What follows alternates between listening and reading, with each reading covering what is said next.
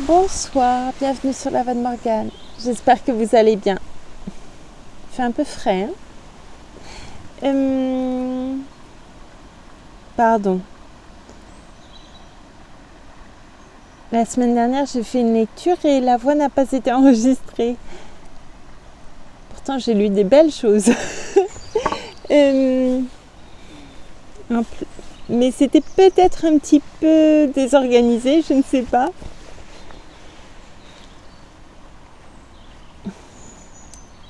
Je ne vais pas refaire la même lecture, je vais changer.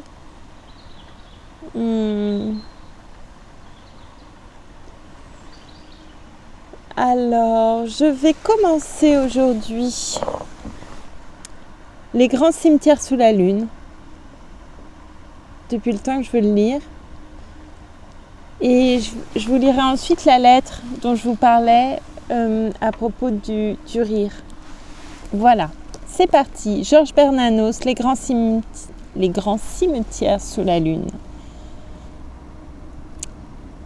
Nous sommes partis pour de belles heures de joie, justement. Non. Allez, peut-être qu'il va y mettre un peu d'humour. Je ne crois pas. Si vous n'êtes pas en forme, peut-être que ce n'est pas une lecture à suivre, il faut le savoir. Voilà. Je vous dis...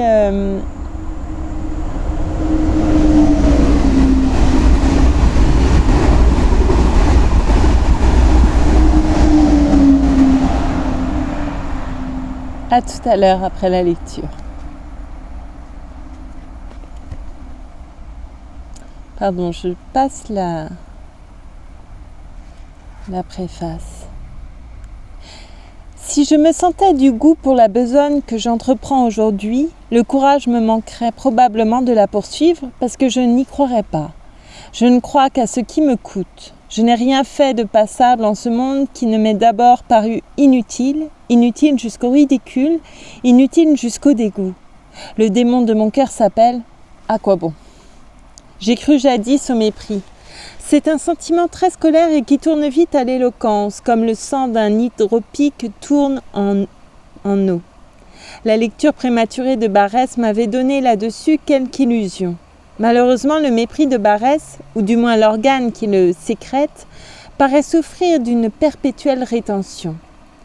Pour atteindre à l'amertume, un méprisant doit pousser très loin la sonde. Ainsi, le lecteur, à son insu, participe moins au sentiment lui-même qu'à la douleur de la miction. Paix aux Barrès de leur figure. Celui que nous aimons est entré dans la mort avec un regard d'enfant fier et son pauvre sourire crispé de fille pauvre et noble qui ne trouvera jamais de mari. Au seuil de ce livre, pourquoi le nom de Barrès ? Pourquoi à la première page du Soleil de Satan celui de Jean Titoulet ? C'est qu'en cet instant, comme en cet autre soir de septembre, plein d'une lumière immobile, j'hésite à franchir le premier pas vers vous, ô visage voilé. Car le premier pas franchi, je sais que je ne m'arrêterai plus, que j'irai vaille que vaille jusqu'au bout de ma tâche, à travers des jours et des jours si pareils entre eux que je ne les compte pas, qu'ils sont comme retranchés de ma vie. Et ils le sont en effet. Je ne suis pas un écrivain. La seule vue d'une feuille de papier blanc me harasse l'âme. L'espèce de recueillement physique qu'impose un tel travail m'est si odieux que je l'évite autant que je puis. J'écris dans les cafés au risque de passer pour un ivrogne, et peut-être le serais-je en effet si les puissantes républiques ne frappaient de droit, impitoyablement, les alcools consolateurs. À leur défaut, j'avale à longueur d'année ces cafés crème douceâtre avec une mouche dedans. J'écris sur les tables de café parce que je ne saurais me passer longtemps du visage et de la voix humaine dont je crois avoir essayé de parler noblement. Libre aux malins, dans leur langage, de prétendre que j'observe. Je n'observe rien du tout. L'observation ne mène pas à grand-chose. Monsieur Bourget a observé les gens du monde toute sa vie et n'en est pas moins resté fidèle à la première image que s'en était formé le petit répétiteur affamé de chic anglais. Ces ducs sentencieux ressemblent à des notaires et quand il les veut naturels, il les fait bêtes comme des lévriers. J'écris dans les salles de café ainsi que j'écrivais jadis dans les wagons de chemin de fer pour ne pas être dupe de créatures imaginaires, pour retrouver, d'un regard jeté sur l'inconnu qui passe, la juste mesure de la joie ou de la douleur. Non, je ne suis pas écrivain. Si je l'étais, je n'eusse pas attendu la quarantaine pour publier mon premier livre, car enfin vous penserez peut-être avec moi qu'à 20 ans j'aurais pu, comme un autre, écrire les romans de M. Pierre Frondet. Je ne repousse d'ailleurs pas ce nom d'écrivain par une sorte de snobisme à rebours. J'honore un métier auquel ma femme et mes gosses doivent, après Dieu, de ne pas mourir de faim. J'endure même humblement le ridicule de n'avoir encore que barbouillé d'encre cette face de l'injustice dont l'incessant outrage est le sel de ma vie. Toute vocation est un appel, vocatus, et tout appel veut être transmis. Ceux que j'appelle ne sont évidemment pas nombreux. Ils ne changeront rien aux affaires de ce monde. Mais c'est pour eux que je suis né. Compagnons inconnus, vieux frères, nous arriverons ensemble un jour aux portes du royaume de Dieu. Troupes fourbues, troupes harassées, blanches de la poussière de nos routes, chers visages durs dont je n'ai pas su essuyer la sueur, regards qui ont vu le bien et le mal, rempli leurs tâches, assumé la vie et la mort, aux regards qui ne se sont jamais rendus. Ainsi vous retrouverai-je, vieux frère, tel que mon enfance vous a rêvé. Car j'étais parti à votre rencontre, j'accourais vers vous. Au premier détour, j'aurais vu rougir les feux de vos éternels bivouacs. Mon enfance n'appartenait qu'à vous. Peut-être un certain jour, un jour que je sais, ai-je été digne de prendre la tête de votre troupe inflexible. Dieu veuille que je ne revoie jamais les chemins où j'ai perdu vos traces, à l'heure où l'adolescence étend ses ombres, où le suc de la mort, le long des veines, vient se mêler au sang du cœur. Chemin du pays d'Artois, à l'extrême automne, fauves et odorants comme des bêtes, sentiers pourrissant sous la pluie de novembre, grandes chevauchées des nuages, rumeur du ciel, eau morte. J'arrivais, je poussais la grille, j'approchais du feu mes bottes rougies par l'averse. L'aube venait bien avant que fussent rentrés dans le silence de l'âme, dans ses profonds repères, les personnages fabuleux encore à peine formés, embryons sans membres. Mouchette et Donissant, Cénabre, Chantal et vous seuls de mes créatures dont j'ai cru parfois distinguer le visage, mais à qui je n'ai pas osé donner de nom, cher curé d'un Ambricourt imaginaire. Étiez-vous alors mes maîtres? Aujourd'hui même, l'êtes-vous? Je sais bien ce qu'a devint ce retour vers le passé. Certes, ma vie est déjà pleine de morts. Mais le plus mort des morts est le petit garçon que je fus. Et pourtant l'heure venue, c'est lui qui reprendra sa place à la tête de ma vie, rassemblera mes pauvres années jusqu'à la dernière, et comme un jeune chef, ses vétérans, ralliant la troupe en désordre, entrera le premier dans la maison du Père. Après tout, j'aurai le droit de parler en son nom. Mais justement, on ne parle pas au nom de l'enfance, il faudrait parler son langage. Et c'est ce langage oublié, ce langage que je cherche de livre en livre, imbécile. Comme si un tel langage pouvait s'écrire, c'était jamais écrit. N'importe. Il m'arrive parfois d'en retrouver quelque accent, et c'est cela qui vous fait prêter l'oreille, compagnons dispersés à travers le monde, qui par hasard ou par ennui avaient ouvert un jour mes livres. Singulière idée que d'écrire pour ceux qui dédaignent l'écriture. Amère ironie de prétendre persuader et convaincre alors que ma certitude profonde est que la part du monde encore susceptible de rachat n'appartient qu'aux enfants, aux héros et aux martyrs. Palma de Majorque, janvier 1937, première partie. Chapitre 1. J'ai juré de vous émouvoir, d'amitié ou de colère, qu'importe. C'est ainsi que je parlais jadis, au temps de la grande peur, il y a 7 longues années. À présent, je ne me soucie plus beaucoup d'émouvoir, du moins de colère. La colère des imbéciles m'a toujours rempli de tristesse, mais aujourd'hui elle m'épouvanterait plutôt. Le monde entier retentit de cette colère. Que voulez-vous? Il ne demandait pas mieux que de ne rien comprendre, et même il se mettait à plusieurs pour ça, car la dernière chose dont l'homme soit capable est d'être bête ou méchant tout seul, condition mystérieuse réservée sans doute aux damnés. Ne comprenant rien, ils se rassemblaient d'eux-mêmes, non pas selon leurs affinités particulières, trop faibles, mais d'après la modeste fonction qu'ils tenaient de la naissance ou du hasard et qui absorbait tout entière leur petite vie. Car les classes moyennes sont presque seules à fournir le véritable imbécile, la supérieure s'arrogeant le monopole d'un genre de sottise parfaitement inutilisable, d'une sottise de luxe, et l'inférieure ne réussissant que de grossières et parfois admirables ébauches d'animalité. C'est une folle imprudence d'avoir déraciné les imbéciles, vérité qu'entrevoyait M. Maurice Barrès, telle colonie d'imbéciles solidement fixée à son terroir natal, ainsi qu'un banc de moules au rocher, peut passer pour inoffensive et même fournir à l'État, à l'industrie, un matériel précieux. L'imbécile est d'abord un être d'habitude et de parti pris. Arraché à son milieu, il garde, entre ses deux valves étroitement closes, l'eau du lagon qui la nourrit. Mais la vie moderne ne transporte pas seulement des imbéciles d'un lieu à l'autre, elle les brasse avec une sorte de fureur. La gigantesque machine, tournant à pleine puissance, les engouffre par milliers, les sème à travers le monde au gré de ses énormes caprices. Aucune autre société que la nôtre n'a fait une si prodigieuse consommation de ces malheureux. Ainsi que Napoléon les Marie-Louise de la campagne de France, elle les dévore alors que leur coquille est encore molle, elle ne les laisse même pas mûrir. Elle sait parfaitement que, avec l'âge et le degré d'expérience dont il est capable, l'imbécile se fait une sagesse imbécile qui le rendrait coriace. Je regrette de m'exprimer si naturellement par image. Je souhaiterais de tout cœur faire ces réflexions si simples en un langage simple comme elle. Il est vrai qu'elle ne serait pas comprise. Pour commencer d'entrevoir une vérité dont chaque jour nous apporte l'évidence, il faut un effort dont peu d'hommes sont aujourd'hui capables. Avouez donc que la simplicité vous rebute, qu'elle vous fait honte. Ce que vous appelez de ce nom est justement son contraire. Vous êtes facile et non simple. Les consciences faciles sont aussi les plus compliquées. Pourquoi n'en serait-il pas de même des intelligences ? Au cours des siècles, les maîtres de notre espèce, nos maîtres, ont défriché les grandes avenues de l'esprit qui vont d'une certitude à une autre, les routes royales. Que vous importent les routes royales si la démarche de votre pensée est oblique ? Parfois, le hasard vous fait tomber dedans, vous ne les reconnaissez plus.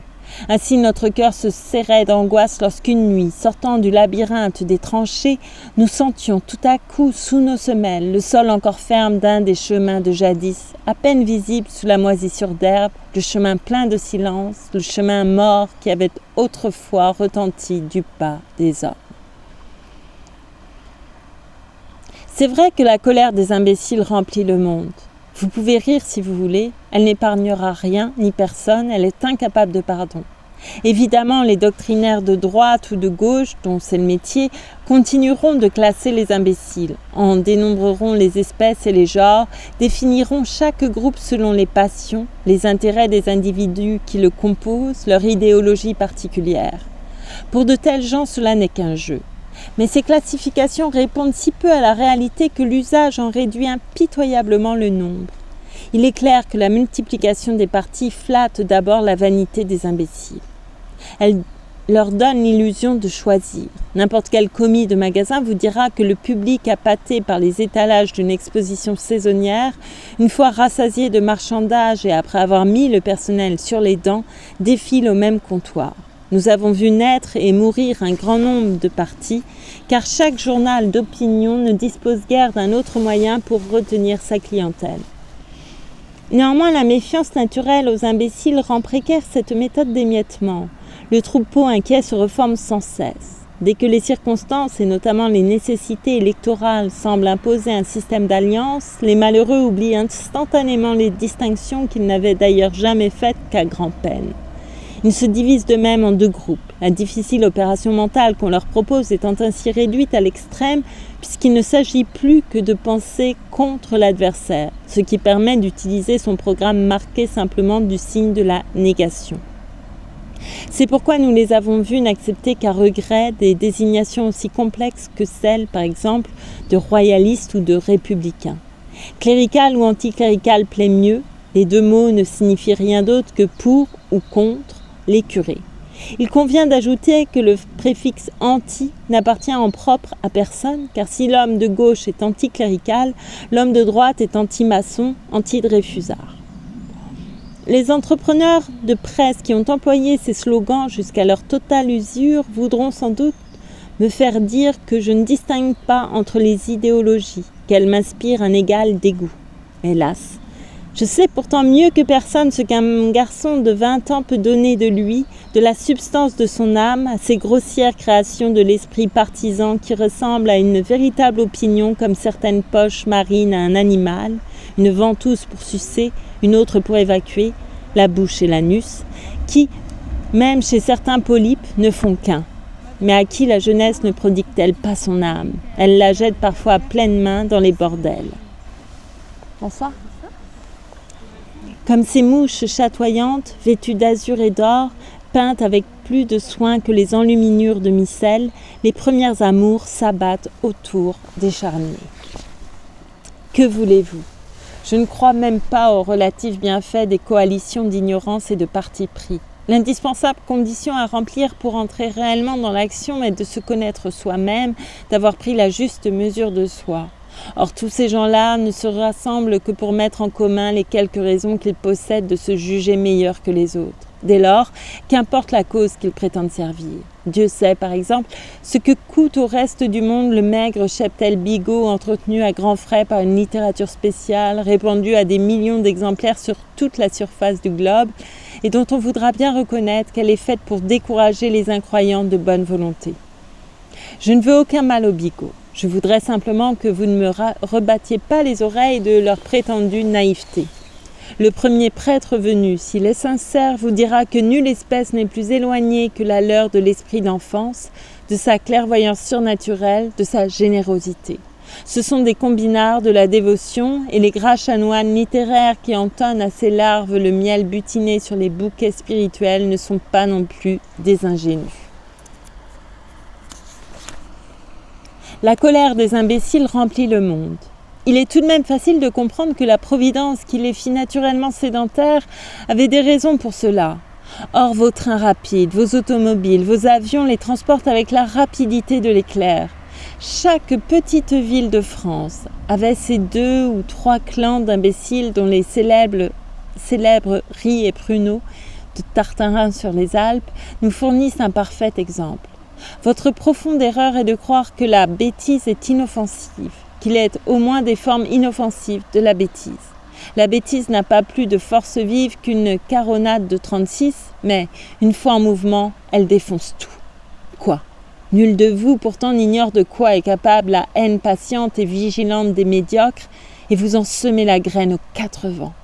Car si les mécaniques vous permettent d'échanger vos imbéciles non seulement de ville en ville, de province en province, mais de nation à nation, ou même de continent à continent, les démocraties empruntent encore à ces malheureux la matière de leur prétendue opinion publique.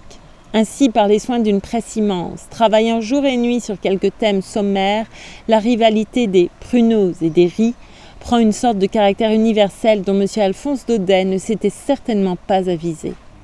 Mais qui lit aujourd'hui Tartarin sur les Alpes?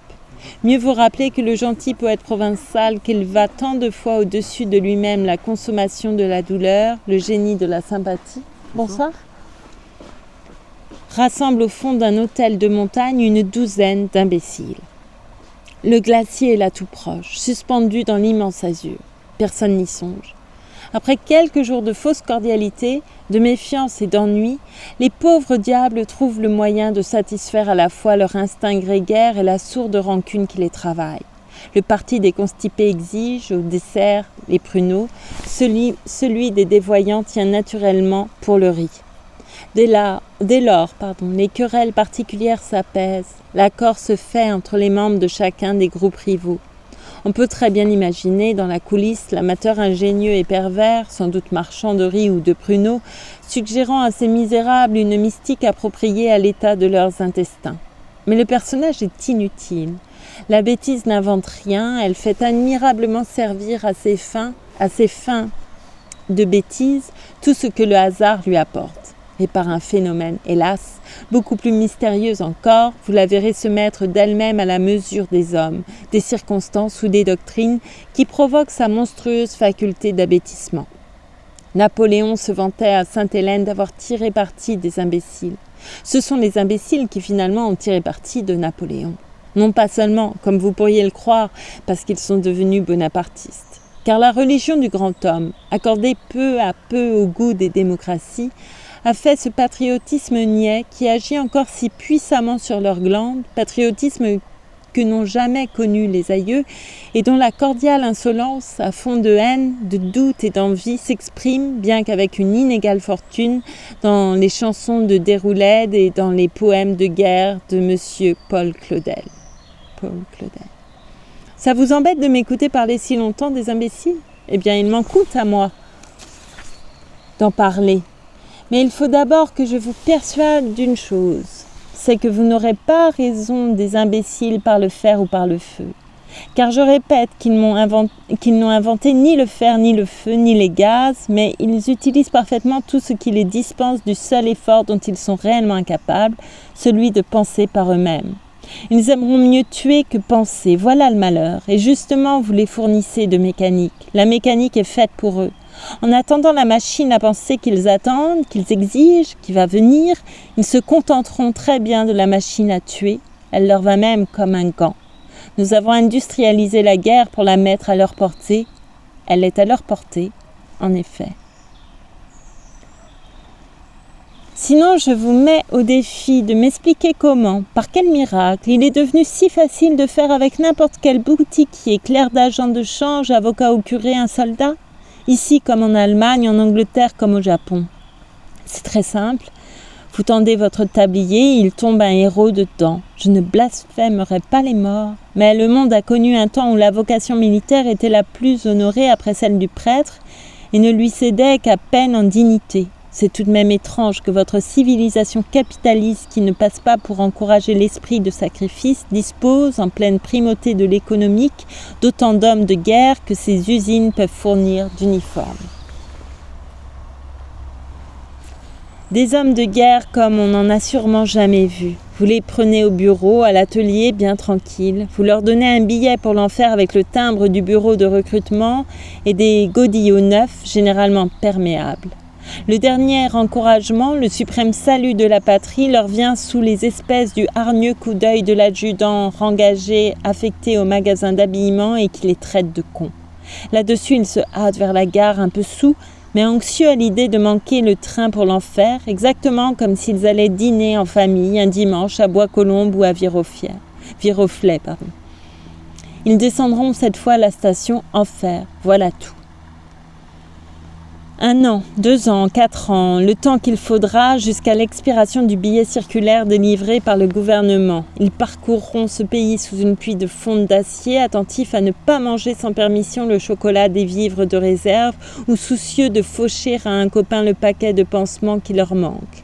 Le jour de l'attaque, avec une balle dans le ventre, ils trottent comme des perdreaux jusqu'au poste de secours, se couchent tout suants sur le brancard et se réveillent à l'hôpital, d'où ils sortent un peu plus tard aussi docilement qu'ils y sont entrés, avec une bourrade paternelle de monsieur le major, un bon vieux. Puis ils retournent vers l'enfer, dans un wagon sans vitre, ruminant de gare en gare le vin aigre et le camembert ou épelant à la lueur du quinquet la feuille de route couverte de signes mystérieux et pas du tout sûrs d'être en règle. Le jour de la victoire, ils espèrent rentrer chez eux. À la vérité, ils n'y rentrent point, pour la raison fameuse que l'armistice n'est pas la paix et qu'il faut leur laisser le temps de s'en rendre compte. Le délai d'1 an a paru convenable. 8 jours eussent suffi. 8 jours eussent suffi pour prouver aux soldats de la Grande Guerre qu'une victoire est une chose à regarder de loin, comme la fille du colonel ou la tombe de l'empereur aux Invalides.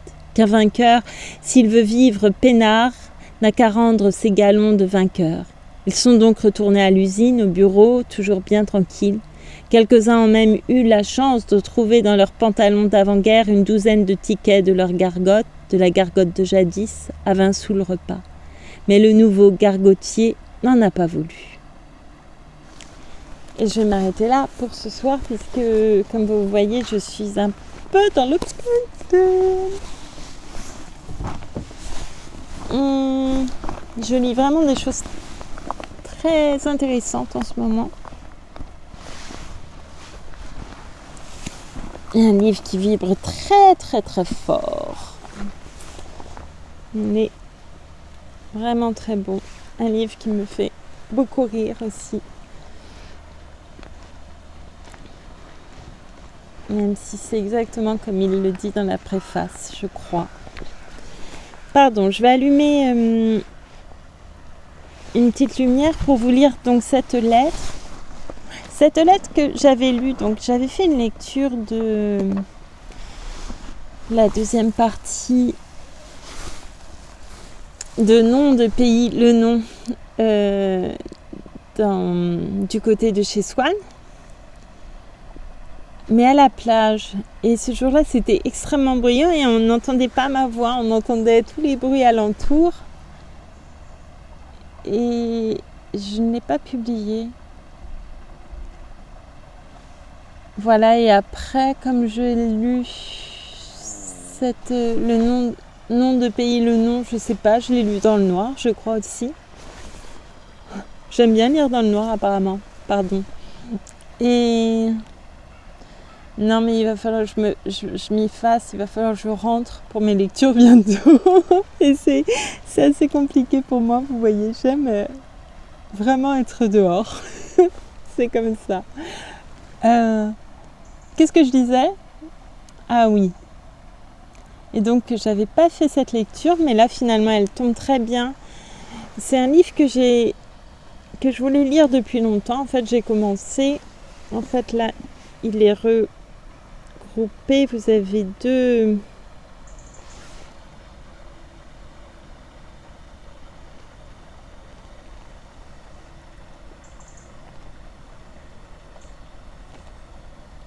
Bref, mais moi, ce que je voulais lire, c'était je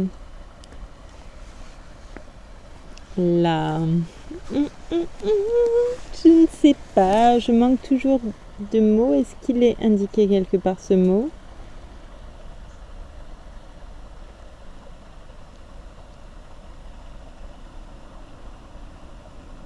Non. La correspondance, voilà, c'est ça que je voulais dire. La correspondance, je ne l'ai pas trouvée, mais je l'ai retrouvée dans ma tête. Entre Gunther Anders et Claude Ederle, le pilote de l'avion qui avait donné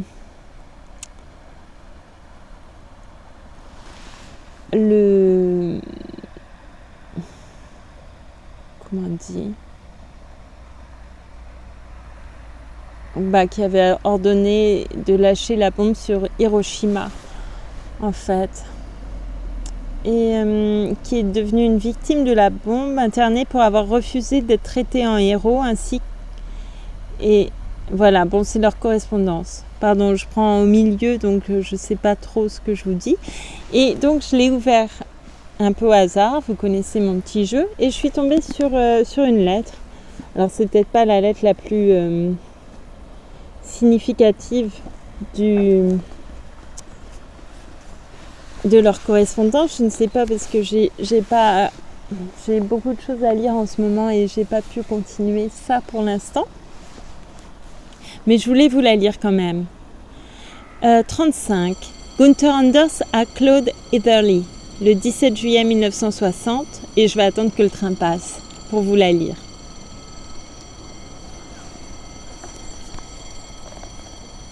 Ou que le train soit passé, plus précisément.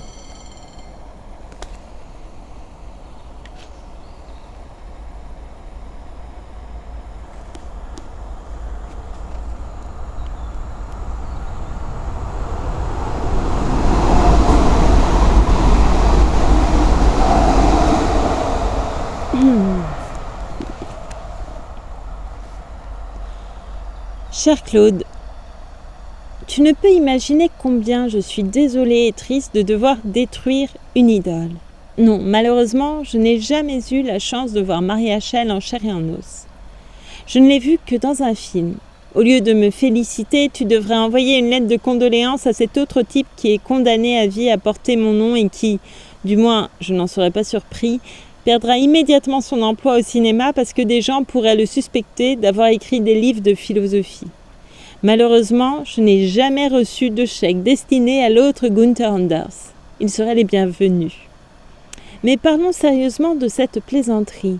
Cela m'a rendu très heureux de voir que tu n'as pas perdu ton sens de l'humour ou qu'il revient peu à peu. Les gens comme toi et moi, qui vivent pour des objectifs sérieux, deviendraient insupportables, non seulement pour les autres, mais également pour eux-mêmes, s'ils oubliaient de rire. Ne pas rire n'aiderait personne, notre rire ne fait de mal à personne. Et après avoir bien ri, on a d'autant plus de force pour les actions véritables. J'ai évidemment entendu parler des événements au Japon. J'ai reçu des descriptions détaillées de mes amis là-bas. Je souhaite réserver mon jugement jusqu'à ce que je rencontre un de mes amis américains présents à Tokyo dans ce monde critique et qu'on attend bientôt en Europe.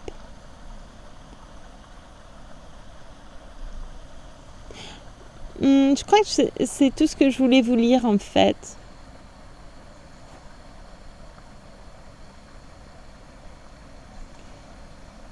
C'était jusqu'à les actions véritables.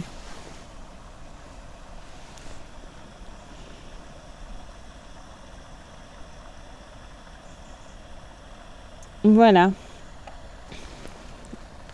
Je ne vais pas lire toute la lettre, mais je vous conseille cette correspondance. Ça a été publié aux éditions du Seuil.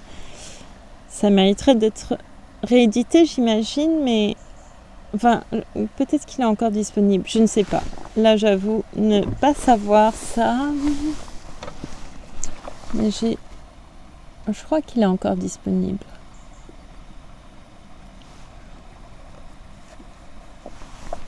Un petit poème. L'horizon est en feu. C'est très gai tout ça. Hein. L'horizon est en feu. 5 poètes russes du XXe siècle. Allez, c'est parti. Peut-être un de chaque, comme ça ne fait pas de jaloux. Je trouve ça assez sympathique. Non, je ne sais pas ce que vous en pensez. Allons-y avec Alexandre Bloch. Un de chaque ou 2 ou 3.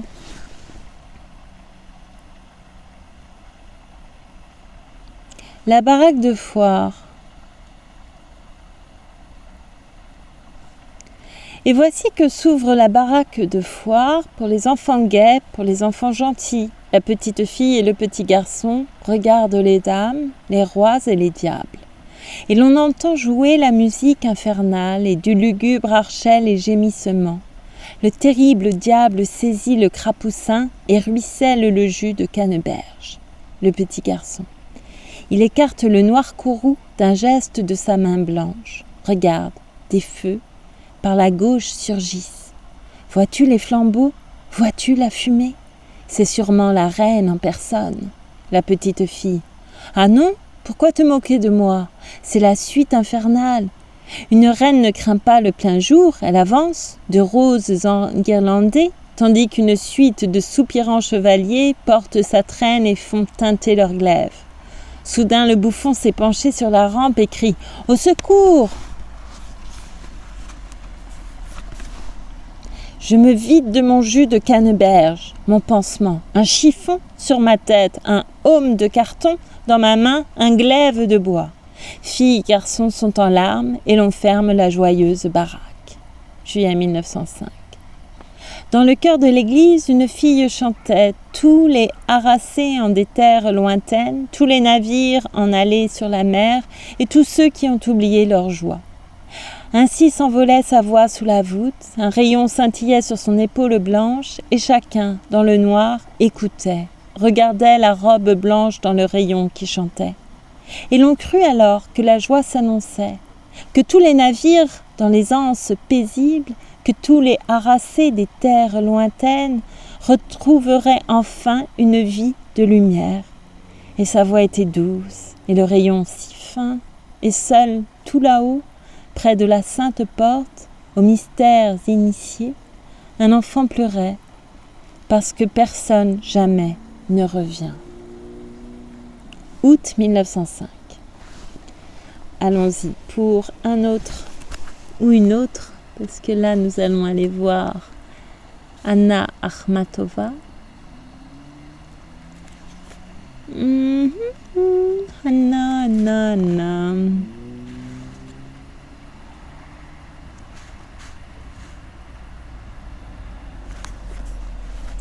Je ne sais pas, c'est trop noir pour que je puisse voir. Je suis venue voir le poète. Il est juste midi. C'est dimanche. La pièce est grande et calme. Dehors, il gèle. Un soleil de framboise sur la fourrure des fumées grises. Le maître des lieux parle peu. Il me regarde de ses yeux clairs. Il a des yeux si clairs qu'on ne peut pas ne pas s'en souvenir. Et moi, qui suis prudente, je fais mieux de ne pas chercher à les voir. Je me rappellerai cette conversation, cette fumée à midi, ce dimanche dans cette haute maison grise sur la Neva, aux portes de la mer. Janvier 1914. Lorsque la nuit, j'attends qu'elle vienne, la vie ne tient plus qu'à un cheveu. Jeunesse, honneur, liberté, rien ne compte. Quand elle arrive avec son flutio, la visiteuse, c'est elle. Elle a rejeté son voile. Elle m'a regardé dans les yeux. Je dis, c'est toi qui as dicté à Dante les vers de l'enfer ? Elle répond, c'est moi.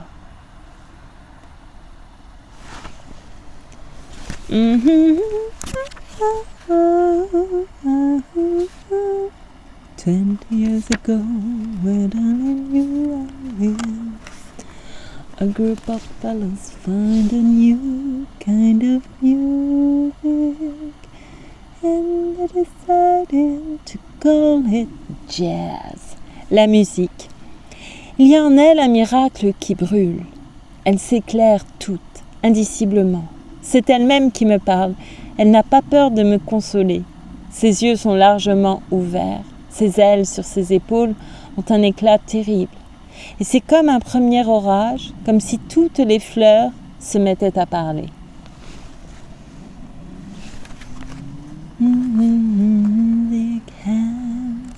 Before they knew it, it was written round the world.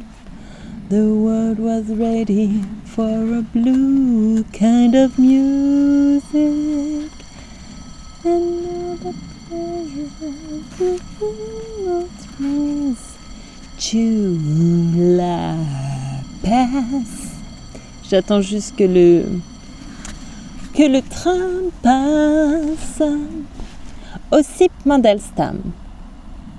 Tristia.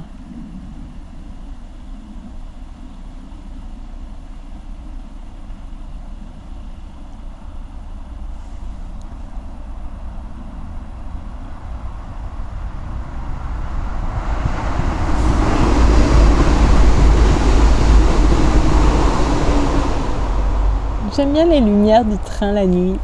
C'est comme ça. On m'enseigna la science de l'adieu dans les plaintes échevelées, nocturnes. Mâche les bœufs, l'attente se prolonge. Déjà la dernière heure des vigiles. De cette nuit des coqs, je vénère le rite. Levant le fardeau de l'errante peine, les yeux éplorés regardaient au loin, mêlant un pleur de femme au chant des muses. L'adieu.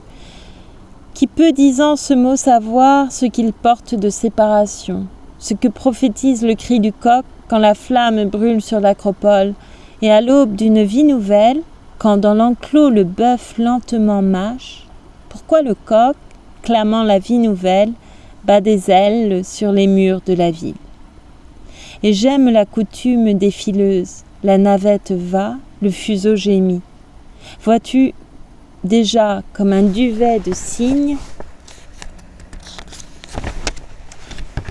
Délie, pieds nus, vole à notre rencontre. Hélas, de notre vie la maigre trame, comme est pauvre la langue de la joie. Tout ce qui fut sera encore et seul est doux l'instant de la reconnaissance. Ainsi sera, la silhouette transparente gît sur la plaque immaculée d'argile comme la peau tendue d'un écureuil. Sur la cire, penchée, une femme regarde. Les rêves grecs nous êtes impénétrables. Aux hommes le bronze, aux femmes la cire. C'est au combat que nous échoit le sort. Elle meurt en disant l'avenir. 1918.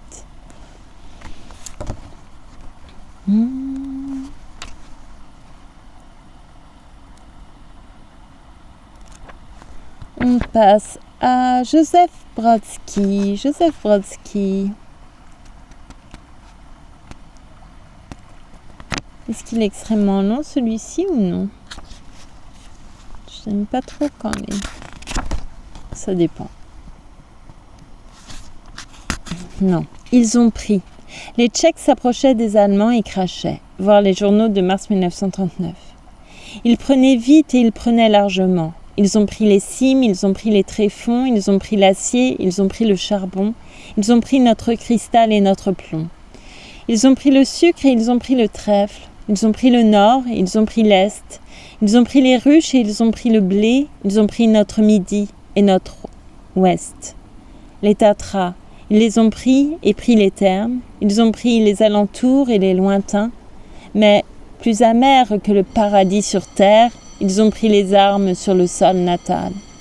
Ils ont pris les fusils, ont pris les cartouches, ils ont pris l'amitié, pris le minerai, mais tant qu'il reste du crachat dans la bouche, tout le pays est armé.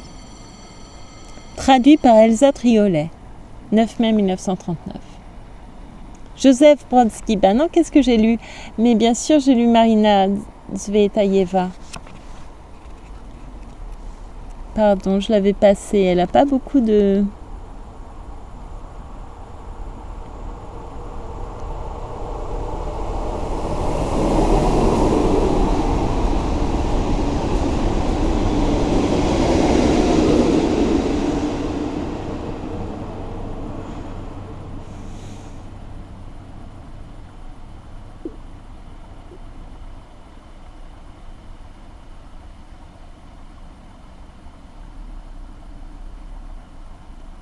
Baiser au front, c'est effacer l'ennui. Je baise au front. Baiser les yeux, c'est tuer l'insomnie. Je baise les yeux. Baiser les lèvres, c'est donner à boire. Je baise les lèvres. Baiser au front, c'est effacer la mémoire. Je baise au front. 5 juin 1917.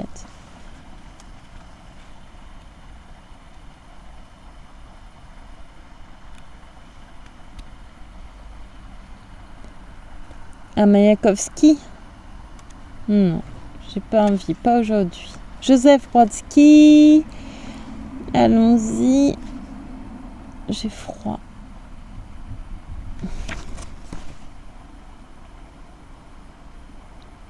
Le grand ciel noir était plus pâle que ses jambes. Avec l'obscurité, il ne pouvait se fondre. C'était le soir où, près de notre feu, un cheval noir apparut à nos yeux. Je n'ai pas souvenir de noir plus sombre. Plus noir que charbon étaient ses jambes. Il était noir comme la nuit, comme le vide. Il était noir de la crinière au fouet, mais c'est d'un autre noir déjà qu'était son dos qui ignorait la selle. Il restait sans bouger, endormi semblait-il. Et la noirceur de ses sabots était terrible. Il était noir, inaccessible à l'ombre, si noir qu'il ne pouvait être plus sombre. Aussi noir que l'est la nuit noire à minuit, aussi noir que l'est le dedans d'une aiguille, aussi noir que sont les futaies les plus hautes, comme dans la poitrine l'espace entre les côtes. Comme le trou sous terre où se cache le grain, à l'intérieur de nous c'est noir, je le crois bien. Et pourtant oui, il devenait plus sombre. Il n'était que minuit à notre montre. Il était là, sans s'avancer d'un pas. Sous son ventre régnaient des ténèbres insondables, son dos déjà disparaissait. Plus rien de clair ne restait. Ses yeux luisaient en blanc comme une chiquenaude. Sa prunelle en était plus effrayante encore. Il était comme un négatif. Pourquoi avait-il donc, suspendant son pas vif, décidé de rester parmi nous si longtemps, sans s'éloigner de notre feu de camp? Pourquoi respirait-il cet air si noir, faisant craquer les branches sous son poids? Pourquoi ce rayon noir qu'il faisait ruisseler? Parmi nous tous, il se cherchait un cavalier. 1961. traduit par Véronique Chims, extrait de poème 61-87 de Joseph Brodsky, du monde entier, Gallimard. Voilà, voilà. Et voilà, c'est déjà terminé. Je vous remercie beaucoup pour votre écoute. Je suis là. Ça pourrait être drôle, je sors du cadre. Mais je ne l'ai pas fait. Donc je suis là et je vous remercie beaucoup pour votre écoute. Et je vous dis, je préfère comme ça si j'y arrive, mais pas avec cette lumière-là. Je vous dis à très bientôt. Et faites bien attention à vous surtout. C'est important de faire attention à vous. Je vais essayer de n'oublier aucun livre. Sinon je serai triste. Voilà. Merci beaucoup. À bientôt.